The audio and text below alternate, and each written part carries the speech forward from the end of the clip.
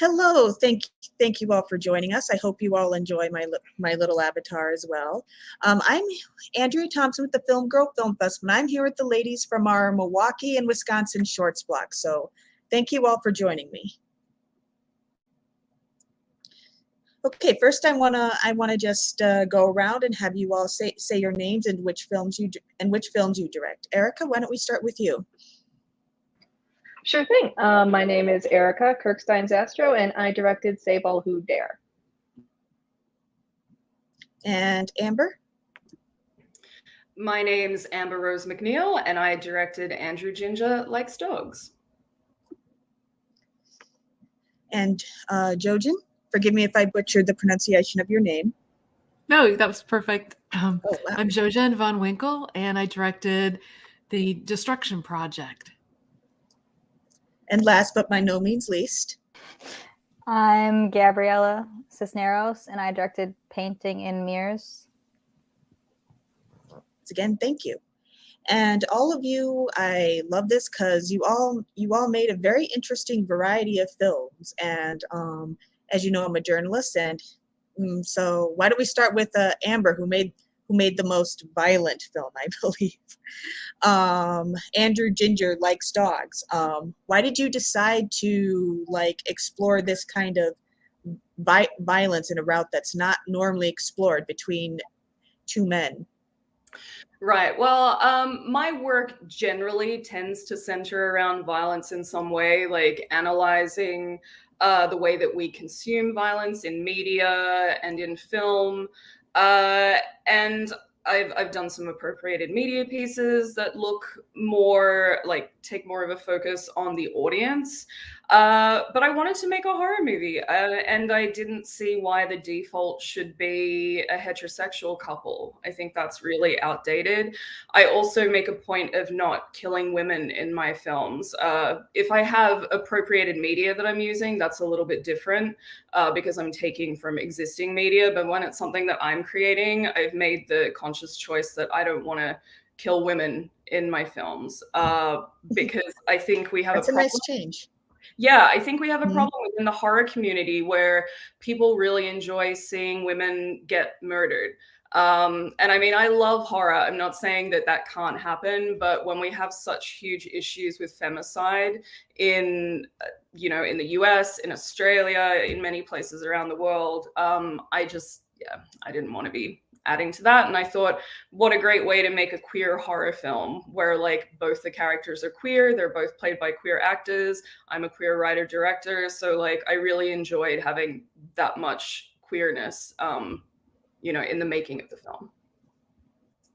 Thank you. And Erica, in a way, your film is also about violence, and it's likewise not showed. It's just these two people talking about this society they belong to. Was that due to the kind of demands of COVID, or was that always the plan? Yeah, pretty much. It was due to demands of COVID. I'm really glad of how it turned out, but we kind of had to settle on only having two actors and, the availability and all that. So we really wanted to keep it very, very intimate that way. And I think that intimacy and simplicity really helped in the end. I think it was a positive. Most definitely. And Jojen, Gabriela, you kind of both took the opposite route, a more experimental route. So Jojen, how did you decide to approach the topic, and why did you take the more experimental route? Well, I thought that was interesting that you were talking a little bit here. We're talking a little bit about violence. And I think for me as a maker, a creator, I'm a visual artist, I'm a filmmaker, also work in documentary kinds of things as well, and photographer, so very lens-based. And my work tends to be often more, celebratory. And so I've been thinking about ways in which to approach the topic of destruction. And for me, what does destruction mean? And so I was kind of allowing myself a space where I could explore this topic. And so in the experimental film, it has multiple chapters, and some of the chapters have voice, some of them are from journals, more autobiographical, or at least have that essence of it, whether it's true or not. Mhm. And then others are from interviews of talking with women about what destruction could mean to them in their lives. And finally, there's other aspects where I'm looking at destruction as entertainment through the lens of derby. And demolition derbies are something that are well known throughout Wisconsin, the Midwest, and actually around the world, which I didn't know until I started this project. So I wouldn't say it's humor, so it's not I don't know if humor is the opposite of violence, but that was something that came to mind. And so I wouldn't say that this piece is about humor, but entertainment in terms of absurdity, and the absurdity of destruction, and how it can be comical. And I think in derbies, people spend hours and hours building something really elaborate, and that it can be basically tanked in less than 10 seconds because the radiators hit. So this Definitely. element of danger Mhm. is something that I'm interested in. So I guess I hope that's answering your question, Andrea. Yeah, Yeah. definitely. That is, yeah, I never really thought about it like that before. And Gabriella, before we get to you, I want to introduce someone who's just joined us, Melanie Gartner. And Hi. Hello, thank you for joining us. And how long can you join? Can you? Maybe until 8-ish. Sorry, I'm late. I just got home from doing some running around, and probably 8-ish, 8:30, because tomorrow, I have to go to bed early. I have to wake up early for work. So is that okay? Yeah, that'll be fine then. And Gabriella, thank you for your patience in advance, because I'm going to, since Melanie can join us for a brief time, I'm going to ask her to introduce herself and why she decided to make her particular film. So, Melanie, if you would tell us your film and why you decided it's a continuation of a film you'd already done, and why did you decide to kind of continue this story in the way you did? Like, why did you decide to conclude your story in kind of a more violent way? Oh, well, so I have to continue and I'm going to have another one that I'm going to make in 2023 because the story was right. I mean, I already had the story. In 2008, I already wrote the story, and I could only make a little bit at a time, because time and money. And so I could only make a short every 2 years. So my movie actually is titled Breathing Underwater. And this would be the third installment. And I don't think this movie is violent compared to the other two with this one. So she's on the run, and the film is in black. All the films so far are in black and white, and it's in black and white because it's an homage. They are an homage to Hitchcock. He's my favorite director. And all the films are very much influenced by Hitchcock. When you get a chance to watch the film, you will see what I mean. So I don't know if I answered your question, why I did it in that fashion. Now, if you say it's a tribute to Hitchcock, it's pretty self-explanatory. Okay. But I don't think that, Andrea, did you get a chance to watch the entire film? With this one, it's not, of course, it's not violent, I don't think. And it is about a journey. My character, with my other two films, she did something very naughty, okay? Very naughty. And she has, the only choice in her mind is to run, is to get away. So in this film, that's exactly what she does. So if you watch the film, you will see lots of, I don't know if you, I mean, you are all very young, a lot younger than I am. I don't know if you're familiar with the movie Psycho by Hitchcock. So if you get a chance to watch the film, you will see a lot of Psycho references. Also, the style that the film was shot, I even used the rear projection in one scene, and that is, you know, an homage to Hitchcock and to Psycho.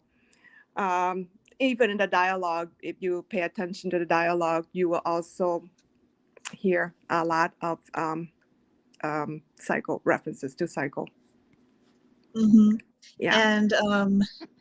And Gabriella, thank you once again for your patience. Your approach is quite different. You decided to make a personal film. Also I assume your film is basically about COVID. What prompted you to tell the personal story in that way? Yeah, I guess it's the most narrative film that I've made, I would say, because I usually do a lot of like filming across different days and in different places. So just based on comparing this film to my other ones that I've made, it was like a very shocking difference. Whereas like a lot of other films I have are like kind of documentaries about Milwaukee and landscapes here and things. And then during COVID, just being trapped inside, I'm just like, instead of being able to like look outside, I was kind of forced to look at myself, which is a lot of the film, is just looking at the mirror. And yeah, I guess COVID was a lot of just like looking in mirrors is good. Like it helps a lot of times, but also it kind of drives you crazy. Yeah. I think we can all relate to that. And yeah, I want to also draw attention to how very different your approaches are, even as pretty much all of them are female focused. So Erica, your film's something of a like a mix, like much like the rest of the films under discussion here.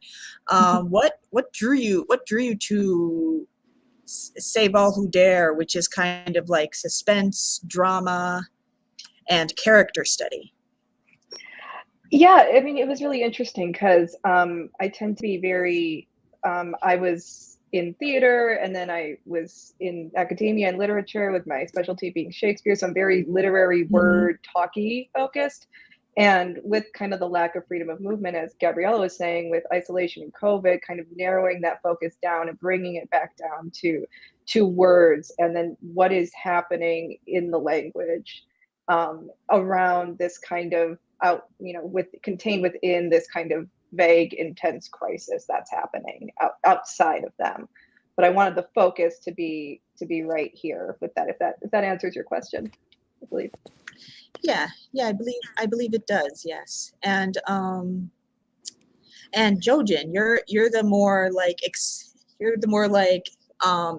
documentary filmmaker, obviously, but I keep mentioning the experimental approach, and I do you think sorry, words. What draws you to telling like such an unusual story, the stories of these cars, basically, which as you've said, like they spend all this time building them and it can get wrecked right away. So Well, I think in some ways it's both a story about things that have been human made, these cars, and then the ways in which we build our lives and how we find these metaphors in between. So I think for me, the characters are multifaceted. In other words, it can some of the shots. So the film itself is in 7 chapters, and each chapter has a different style to it. It's almost like a different filmmaker made it in a way. It's very experimental in that sense, and sometimes the camera is moving and you have the point of view from the camera. Other times you're observing something. Sometimes the camera is stationary and the only movement is edges of cars and at the very bottom of the frame with voiceover. So this eclectic approach, I guess, in a way could Mhm. be likened to the ways in which thoughts pass through our mind. And I think for Mhm. me, sort of some of the core of the film is this idea that through can be one of the takeaways, the idea through destruction and through destruction, we create something new, and we can create opportunities. It can be something that's about rebirth. It can also be, and this isn't, it can also be about the loss of something, like, for instance, the loss of sight, the destruction of my, for me, myself, and for maybe other makers. I don't know anybody here if you feel the same way, but like the loss of sight is something that, the destruction of my eyes is something that I fear. Me I too. wouldn't say it's like a high Mhm. phobia or I anything, think but we it's all something that I'm fear. aware of. I'm noticing, it looks like all of us may have eyeglasses on. And I also wear glasses, I have to oh, say. okay, yeah. So, but not that there aren't other ways to live in the world, but I think as a filmmaker, it's something I'm very conscious of, and a visual artist. So for me, the characters in this are the cars, but it's also what the cars bridge between the moments, the spaces. There's a scene with camera movements through a car graveyard, and it's all about time passing, and sometimes it's morning, sometimes it's night, sometimes it's rained. So it's meant to be lyrical. So I think the cars could represent human emotion besides what they are in essence. And thank you. And Melanie, you obviously are drawn to Hitchcock. I would almost say you have a Hitchcock obsession. So You can say that. yeah, I guess I think it's brave to embrace a filmmaker so well known and so skilled, despite his many like issues, shall we say? So does that? I would say it takes. I would say it takes a lot of bravery. But do you think? How did you kind of work up the? How did you decide? How did you actually decide to say, I am going to emulate? I am going to make a series of films that are a tribute to him. Well, at first, Was that scary? I guess is my um, is my real question. so yeah, I I wasn't really afraid to emulate. Nobody can be, Hitchcock. Like I just want to do, to make a film, right? At first, I just wanted to make a low budget film, a low budget thriller, and of Mm-hmm. course, Hitchcock was my influence. Um, and at that time, I didn't have a lot of money. I still don't, by the way. And I thought, okay, well, how am I going to do this? And, I thought, okay, I'm going to make this movie in black and white, just to, that's my homage, to Hitchcock, Hitchcock, Psycho. I like other, his films as well, but Psycho was my favorite, one of my favorite. So so the first film was in black and white, and it's a thriller, and he's the master of suspense. So I tried to make it as suspenseful as possible, and with the budget that I had, and with the wardrobe, how my character was dressed in the first film. I don't know if you remember the very first film. I just put on my dark glasses, and a headscarf, and a coat. It was a trench coat, just to give my character a mysterious aura to her. And so that was my very first film. And when I got a DP, I said, okay, just think Hitchcock, Mm-hmm. Hitchcock. And he was a young DP. So I gave him a few examples, but the story was mine. It was not, it was not Psycho. It was not, nothing like that, because Mm-hmm. I had a story already of my own. But then over the years, it evolved, so that was the prequel that came after. It was also in black and white. It was actually accepted by some horror film festivals when I didn't even think that it was horror. But yeah, I don't think Hitchcock was ever a horror. He didn't make horror. Thriller. He made thriller films, But yeah, the prequel was considered horror by some film festivals. I thought that this is pretty cool. I mean, I wore that like a badge of honor. Yes, I am now horror. But yeah, black and white. That's an homage to Hitchcock. It was very suspenseful. It was a little bit more, I guess, horror than the first.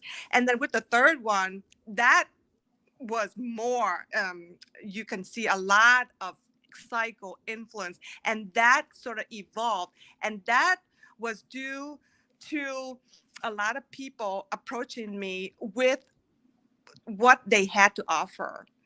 I met a car enthusiast who offered a very nice vintage Buick to work with.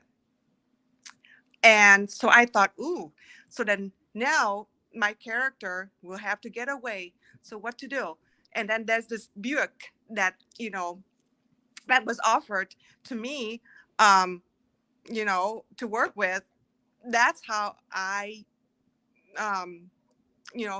just decided to write a script that was a lot influenced by Psycho.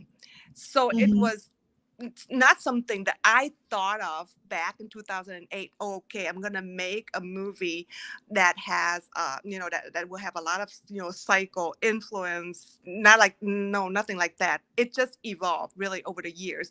But no, I was never intimidated to make a film that's, influenced by Hitchcock. No, never. I mean, just to make a black and white film and, a thriller. And, and I use the angles, some of his favorite angles, like extreme close-up, Dutch angle. Those are some of the angles that we like to use in our film. And that's what I did. But so maybe you think you subconsciously then. Yeah, you can say that. But no, I was see. never intimidated to make a movie, to make a thriller that's influenced by Hitchcock. I never tried to make a movie and like try to copy what never said copy. Never thought it was a copy, just like more an homage. Yeah, exactly. Nope. I was not intimidated by that at all. But with the third one, you can see a lot of Psycho, just a lot of Psycho references. That's because just the thing, the people that I met and what was available. I couldn't pass that up. A vintage Buick. She was a beauty. And I thought, yeah, for my character to get away in this vintage Buick, she's the star. The Buick is the star. She was, she ended up in the final scene, the Buick, as if you get a chance to see it. So yeah, because of that pretty much influenced the script. I wrote the script based on what became available to me. I see. Yeah, sounds like an indie filmmaker. And Gabriella, you're like we mentioned before, your film was kind of born of necessity due to COVID. How much of it do you think, because I presume you're making another film, how much of that approach do you think you're going to take to your next film or your next art that you make? Yeah, it wasn't planned at all, really. So, my next one, I'd rather not be in my house, obviously. Actually, for my work, I run a company's social media account, and we've had to take photos of books, and most of them have been inside my apartment, so I've definitely like used up every inch that I could in here. But I really want to do more. I always incorporate poetry somehow, so I've been writing a lot of things also inspired by COVID, I guess. But I think less in a like about COVID way and more about like what you learn from like the experience of COVID, not having it, but I don't know, like having to readjust to life in a way. And I also, I just traveled to Scotland a couple weeks ago, which was like the first big Congrats. like time Wow, on an that's airplane nice. in forever. Yeah, it was like, there was a lot there. I think my next film might be about like that in some way, because I filmed a lot there just with my phone. And it's just really inspiring to like not just be in a new place, but like travel right now. It's like otherworldly, very much. So yeah, no more. My goal actually when I moved into this apartment was to use that bathroom in some way, because the wallpaper is so good in my film. So I'm like, this is a good excuse to use this bathroom. Mm. Whatever you can do, I guess, in that situation. And Amber, we kind of touched on this before. Like you mentioned, a lot of the drawbacks that the genre you're very much drawn to has. So is it difficult to be such a fan of the horror genre and to be a filmmaker who focuses on horror and violence, when, as you mentioned, like this genre seems to have has traditionally really enjoyed seeing women being hurt and killed?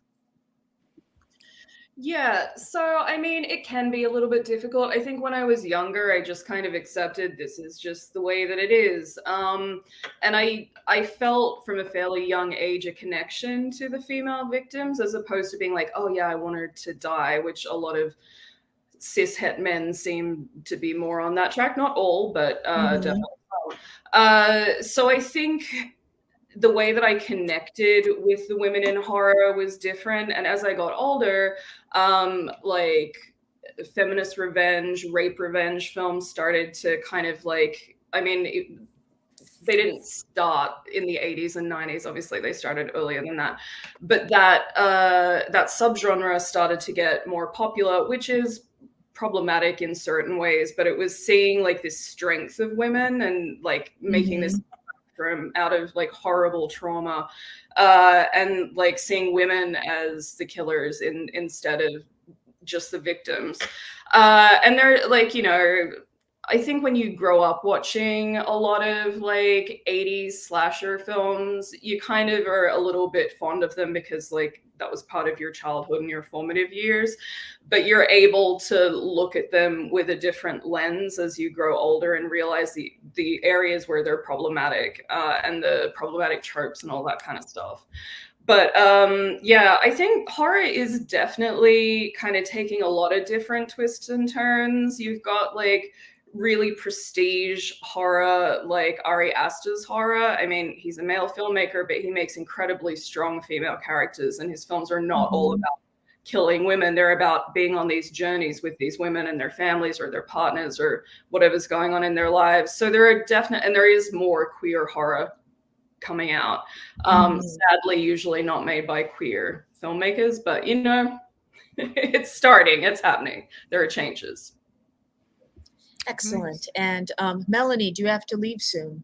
Around 8:30, I can, I will have to drop off. But yeah, no, I can hang out for a little bit. I really enjoy listening to all these wonderful filmmakers. And I just want to say, I'm so proud of you, Andrea. It's too bad that we cannot see each other in person this year. I was so bummed out when you said, oh no, it's just going to be virtual, but hopefully next year. Well, the COVID situation. Yeah, the same. I'm going to try the same theater I've been trying to have the film fest at in person for a while. So okay. Yeah, no, I can hang out for a little bit. And speaking of personal, Erica, Gretchen is pretty big in the your lead actress. Gretchen is very familiar to people in the Milwaukee, Wisconsin film community. So I'm going to ask how you know her, how you chose her and your cast, your male lead. Sure. Yeah, that's a great question. I met Gretchen in my undergraduate theater program. We were both in the BFA acting program over at UW Milwaukee, and we became really fast friends. We produced theater together for a while, for a very long time. Then she moved to Atlanta. I was in grad school, and then she and I wanted to make more stuff again. And she was like, "You want to do film?" And I was like, "What?" But we got into it, and it was great. So she and I have been long time, for about a decade, our artistic partners. Mhm. Ross, the male lead, was one of Gretchen's friends. She knew him from Atlanta, and Mhm. he came on board, and they were like, "Do you want to just put something together and make it?" I was like, "Sure." No audition, no talking, no anything, but let's just do it. I mean, I knew him before, but like I knew him a bit. But yeah, that was pretty much how the cast came together. So it was it was just a fun kind of piecemeal type thing. Mhm. And thank you. And Mhm. Jojen, like taking on the more personal thing, how did you get these women like to trust you and share their stories with you and kind of come into their land and their lives? Oh, that's a great question. Thanks, Because yeah, Andrea. their land is very much a part of your film, Yeah, not just their well, lives and hobbies. I think that it takes well, for me, what I had to do was spend time, with people. Also, some of them are actually audio interviews. I had hoped to go back and do more in-person ones, and then of course our famous pandemic, erupted. So that did cramp a little bit of some of the original ideas I had for it. But I think part of it was cultivating friendships, and then I would meet people through other people. So I kind of have way more, like always. I'm sure all of you have this experience in terms of more footage, more audio than you could ever use at Mm. times. So the conversations would be really elaborate, and I had a set of questions, and then they would evolve over time, depending on sort of the people that I met. I got to meet a series of women that were not based in the Midwest, that are based in California. And they have been pre-COVID running a special derby for people with breast cancer. And it's not for treatment, it's for all the funds go to support all the other kinds of things that you might need in your life, particularly for folks that don't have a big support network and financial means. And they have a derby that, when it's in full swing, is over 7,000 people come to it. And Wow. it's all women that compete in it. And some of them are also compete regularly in derbies that aren't powder puff, as people used to call them, and still do sometimes when it's just the women, but they also compete with with men and other folks. So part of it was a little bit investigative. I would try to find people online and reach out to them and see if they were open to talking. A few people were people that I also knew that had lived on the land, lived in rural environments. I have to say, probably the one thing in the film, in this version that I have, I think, in the festival, in terms of in my credits, I don't have anybody listed. I had a really mixture of people that wanted to be anonymous and people that wanted their names, and it just suddenly felt very awkward to me. So I kind of just have a sort of blanketed statements at the end. I might revisit that when I say another version, and do it differently, but it became kind of complicated. So I decided to just leave everybody anonymous in it. And but I'm super grateful for all the time that people spent talking with me. And I felt like I was building friendships, through these conversations, and also getting, a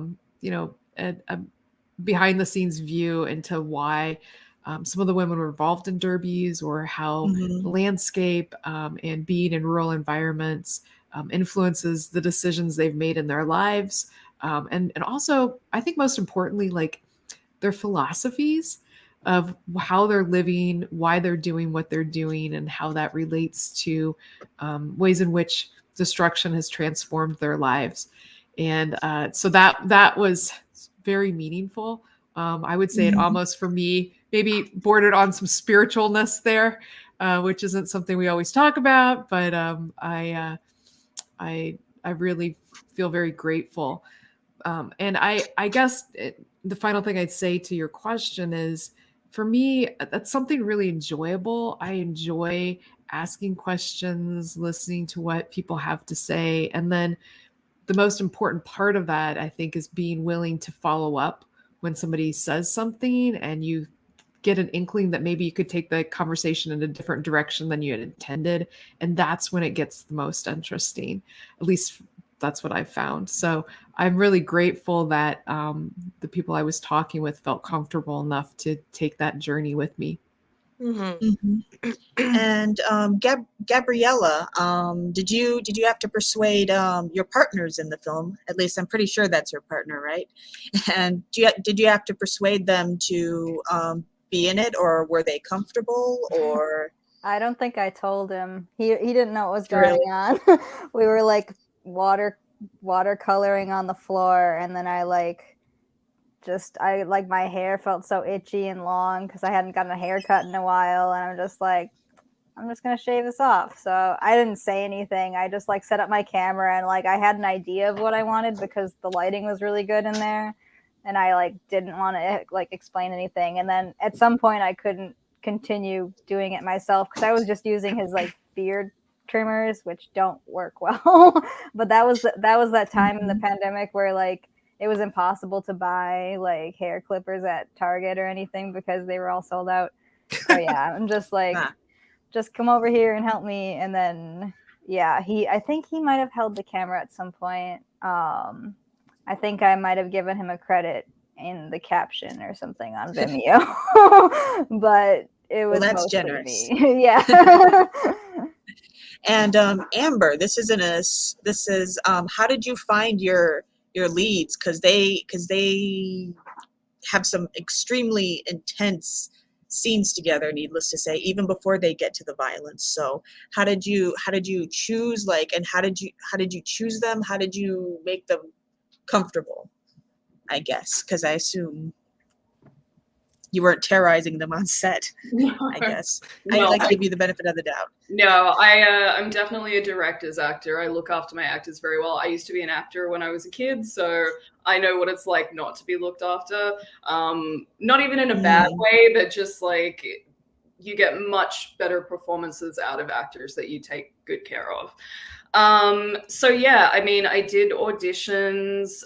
It was actually filmed in LA pre-pandemic. All the post stuff was done in Milwaukee.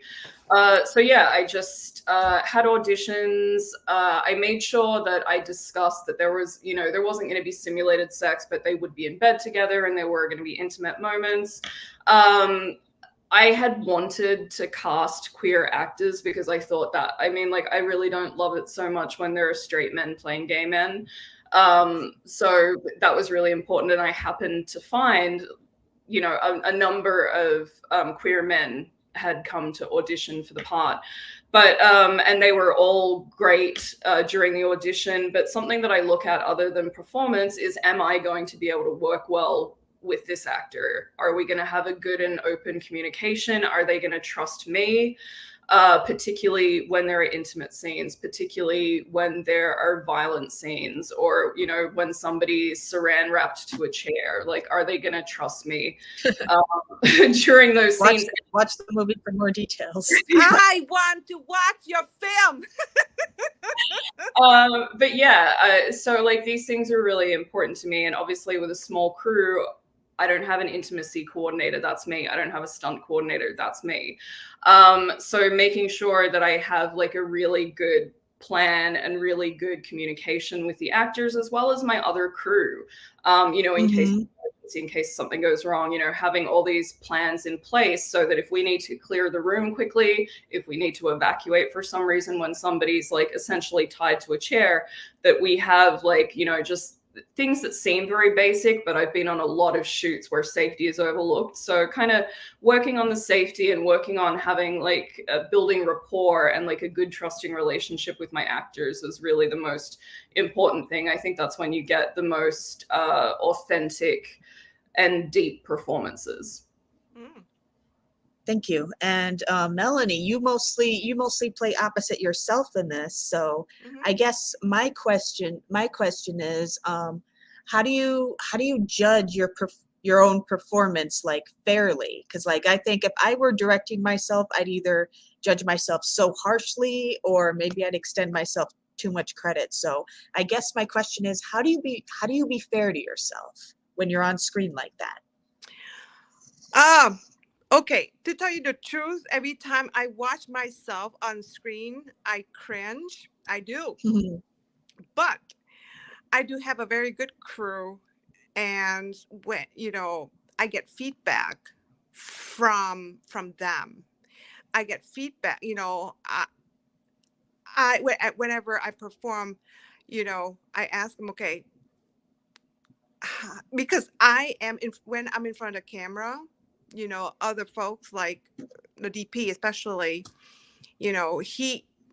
with this film, he gave me a lot of support, because especially, heavy duty moments, I just acted, and I could hear him say things to me like, oh yeah, like just lots of supportive words, for me to, especially that bedroom, that in the bedroom, that moment when she is in a hotel room.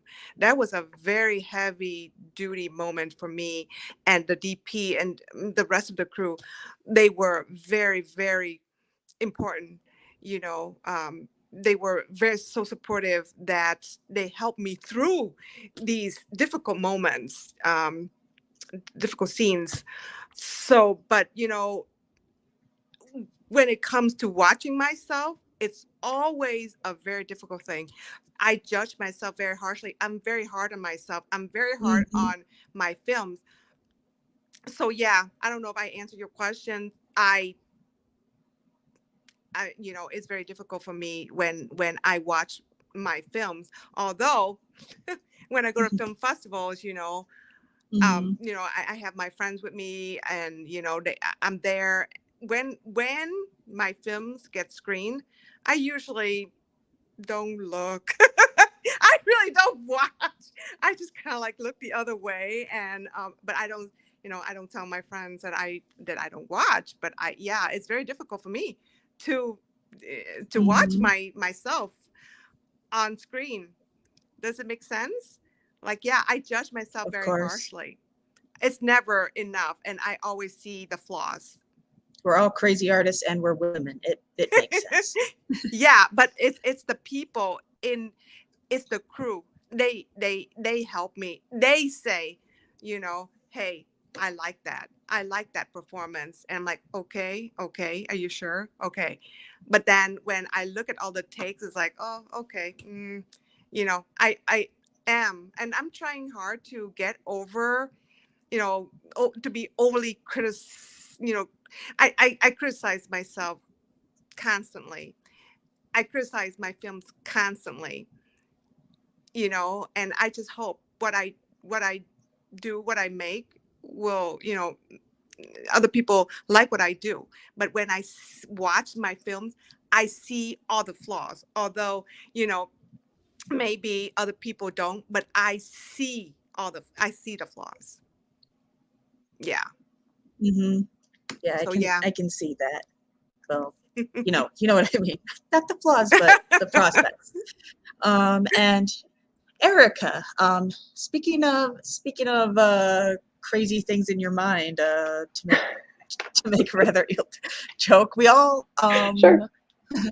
well, we all know, cults seem to be back in a big way. So back on the topic of your film, which is about two people ultimately deciding to leave. Did you encounter kind of a group like this yourself? So yeah, it's really interesting. So the film, like the way it was pieced together, I had some stuff written that was kind of based off of my experience growing up in a very conservative religious environment and dealing with what that means. And I think when we talk about, and I was not in a cult, let me just say I was not in a cult, just, conservative Christian. But I think Well, one depending of the on your things that point was, of view. That's true. That's true. Sometimes, I go back and forth. But one of the things that I think doesn't get addressed is when you have a spiritual community or religious community that you're planning on leaving, is that the risk you're taking is you're leaving your entire network, your entire support network. Those are all your friends. And as much as their views and their influence on you may be harmful, I always knew back then that I could call any of them up anytime and they would be there to support me. That is your network. When you leave, you lose that. So it was in balancing that. So for the characters, it's not just about there's this big God person deity that's going to punish us for this. It's also like, what are we leaving behind, and is it actually worth it for us? Is the grass actually greener, so to speak? So yeah, it was based off of kind of my experience growing up in that environment. I think actually kind of biblical language helps kind of disguise things in metaphor and make it more interesting that way. So that's kind of why I went that direction. Nice. Yeah, I see. That's strangely reminds me of a question I wanted to ask Gabriella. In this this very personal documentary, you're kind of just cutting off your hair. Spoiler alert to everyone else, but hair is so important to a woman. So I'm very curious, as to how it felt when you kind of were just doing this yourself and just doing this very intimate thing, this very simple, intimate thing, but like sharing it with everybody. Yeah, it was. Was that freeing, or was it strange? I'm like really bad at committing to things. So it was really strange at first. Like, I think I had hair like down to my armpits, like through all up until high school, I think. And then I got like a shoulder length cut. And then like in college, I was able to like shave half my head. And then like it was like, that was like the furthest I went. And I was always afraid that like, I don't know, you think about your face too much, and it's like you see all these things like, oh, if you have this sort of face shape, you can't wear this type of glasses, or you look better with this, and all these things. And I've never been into that either. So I'm just like, if I'm gonna like, I've made films before and written poetry and stuff about like women and like how like I'm not okay with expectations on women and things like that. So I'm just like, if I'm gonna like talk about all this stuff, I should just shave my head, because why does it matter? It's just gonna grow back. And it was really freeing, and like one of those things that's kind of like jumping into a cold pool or something, where it's like it's and like with COVID too, it doesn't matter because no one's gonna see you for like who knows how long. Yeah. So it was really exciting to like make a decision that had some sort of like impact, especially during the pandemic, because it felt like nothing you did mattered in a way. And I think it was either right before or right after, because I was thinking of shaving my head for weeks. And I read an article by someone. I just Googled like women shaving head or something on Google, and there was a really well-written like an article from a journalist for BuzzFeed or something, and she told her story of shaving her head in GIFs or something, but it was like really sweet and like really impactful. So I think finding other people's stories was also something that convinced me to do it. Like that's what I like about film too, and personal documentary making, is like other people will see what you did and you survived, even if it's like the worst thing. Or, like shaving your head isn't the worst thing, but like telling personal stories is really, I think, really important for people to see. And speaking of seeing, Jojin, like did your film with a very particular viewpoint, did that change how you saw things, like from the topics or things in your own life, from the topics you explore, I mean? Well, the project has been multifaceted. It includes a whole body of work that are photographs and light boxes. So I kind of started it in 2017, and it grew. So I guess my short answer is yes, because I had lived with this so long and it had multiple iterations and growth, and I continue to be interested in this element of and it ties into previous elements too, about thinking about sustainability and destruction with sustainability, as well as irreversible destruction, which could relate to lots of things happening in the world right now too. And so I'm not sure of those directions, how those will weave into the project. So in a way, it's continues to be ongoing, and therefore I think my the essence of my interests have continued to evolve in that way. I suppose the a parallel thing existing in my own life is, along with my visual practice, is a meditative practice, a contemplative practice, as I like to say, and trying to find ways to bring that together. And what does that mean for camera movement? What does that mean for ways in which you introduce speed? And that, I think there's some of that experimentation in this film, where the pacing, sometimes things are slow speed, sometimes it's been accelerated or time lapsed. And sometimes it has to do with the actual whip pans or physical, almost the camera becoming a character in some ways, like in the car graveyard. And so I think in terms of how I'm seeing the world, it's something I'm trying to continue to bridge through my own practice, whether it's documentary and experimental like this, or narrative work that I do too. And thank you. And Melanie, I'm going to check with you again. How much time do you have with us, or do you have to depart quick? Yeah, I think I'm going to drop off here pretty soon. Okay. So then do you have any other questions for me? It's been so, I mean, this is so nice, and I wish I Thank could, you. spend more time. But yeah, I mean, do you have any other questions for me, or Well, any what's up questions next about for the film? you? Excuse me? What's your next project you have in mind? Oh, so the next project is going to be the sequel to Breathing in the Water.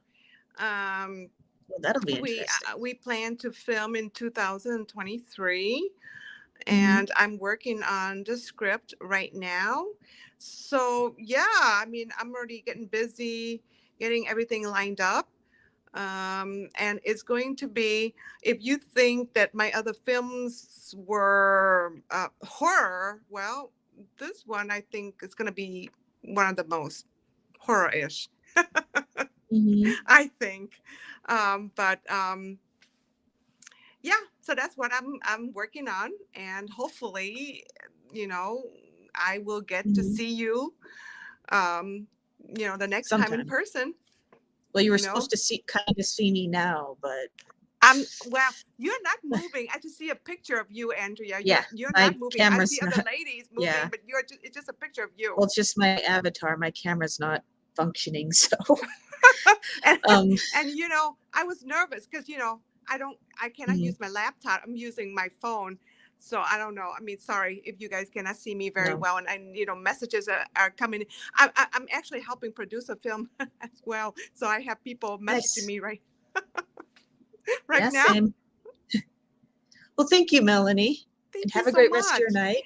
Yeah, thank you. I'm just gonna drop off and eat something and go to bed early. But I just want to say, ladies, it's really nice to meet you, and it's been really nice listening to to your projects, and I cannot wait to check them out. And yeah, I'm really proud of you, and just girl power. Hey, and I'm just so glad. I'm just so glad to get a chance to talk to Andrea. It's been like I don't know, 4 or 5 years since we talked last, or yeah, can't be that it's long. been that long, right? Yeah, it's since when was the last time? My last film was my last film festival was only 2 years ago, and I think you were in that too, weren't you? I don't know, but I should probably ask Amber. She's been waiting very patiently. I think. Oh, I'm I so think sorry. like my last. No. Okay. Thank you. Well, ladies, again, really nice to meet you, and congratulations. And yeah, I'm really proud of you. I'm really proud of you, Andrea, Thank and you. proud of Girl Film Festival, Girl Film, Thanks. Film Girl, Film Girl Film Festival. Film Girl Film That's the one. Festival. All right. Have a great night, ladies. You as well. Thank you. Bye now. Okay. Alrighty, so Amber, once again, thank you. And I guess my question for you is, you both acted and directed. Which do you enjoy more? I really don't like acting. I only did a little cameo in this film because it was easier than trying to find somebody and cast somebody, and we had such a limited crew. Yeah, it was just easier that way. I don't act very often anymore. I really don't enjoy it. I did one of my friends has a really good 2 seasons now of a thriller series called LA Macabre, which is on Amazon Prime. The first season was like super low budget. The second season a lot better. I did actually do a little part for him, but like I hated the whole process, and he's amazing. It's great, but I just I don't love it so much. I definitely prefer directing. In saying that, I'm currently working on a 16mm film where like not necessarily my face, but like parts of my body, particularly my hands, are in shot. So yeah, that's gonna be interesting to see how that works out. And what's the next project you have coming up? Oh, for me? Yes. Yeah. Oh, wait, so you just said that. You just said the next project. You just said you're going to be working on a 16mm film. I'm sorry. Yeah, no, it's fine. It's based around a Yiddish poem by a pretty famous Yiddish poet called Andrea Thompson. So yeah, it's the first film. I'm not fluent in Yiddish, but I do speak a little bit. It's the first film where I'm really like connecting to my Judaism and like bringing that element of me into the frame, into the film. Yeah, so I'm really excited about that. I'm always working on like a bunch of scripts. I've usually got like 2 or 3.